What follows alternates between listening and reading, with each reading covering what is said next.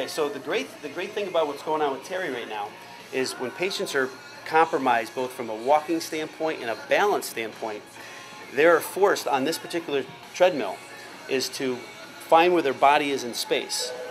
Now, to keep you from going too fast or too slow, Terry has to find the right spot on the treadmill to control her speed. And by doing that, she's going to control her body position, forward and back, and to control her leg speed. And she's doing a great job of that now. Versus a traditional motorized treadmill where you're flat and the speed is controlled for you. This is all controlled by the patient, both from a balance standpoint and a walking standpoint. So she's doing a great job of that. She knows if she goes too far forward, the treadmill will speed up. If she goes too far back, it'll get slower.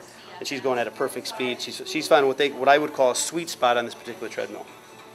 Is her foot strike is actually being controlled for her in the angle of this particular treadmill.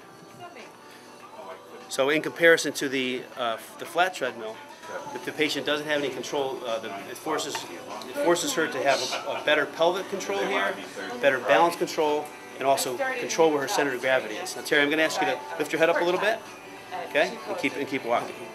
Fantastic. What I see here, I see a good foot strike, I see good balance, I see the back and the spine in good alignment, pelvic in good alignment. Now Terry's starting to lose a little bit. I'm going to have you come back, Terry, a little bit. Good.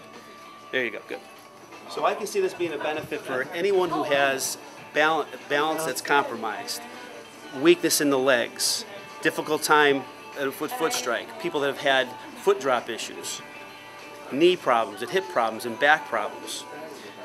This new technology is going to force us to do an extra level of control. It's going to force the patient to work a little bit harder to get themselves better faster, and more than likely speed up the rehabilitation process.